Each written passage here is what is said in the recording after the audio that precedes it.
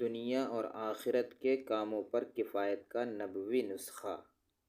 یہ دعا ایسی ہے، اس دعا کی فضیلت یہ ہے کہ جو شخص صبح کے وقت یہ 7 مرتبہ پڑھ لے تو اللہ تعالیٰ اس کے دنیا اور آخرت کے کاموں میں کفایت کرے گا، اور اسی طرح اگر شام کو پڑھ لے تو صبح تک اللہ تبارک و تعالیٰ کفایت کرے گا۔ تو یہ بڑی قیمتی دعا ہے اور بڑی مختصر ہے، یہ ہم لوگوں کو پڑھنی چاہیے۔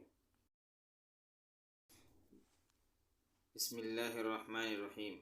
ادھورے کام پورے کیے جائیں گے۔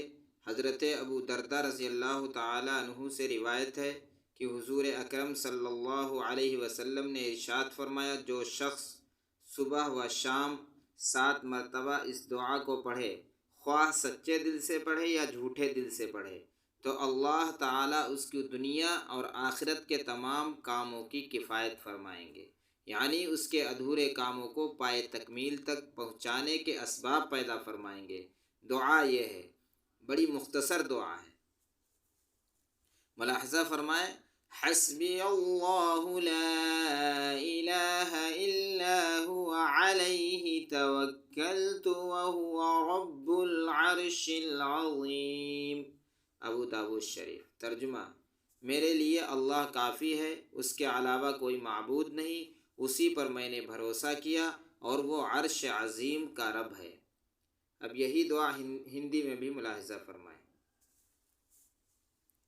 ادھورے کام پورے کیے جائیں گے۔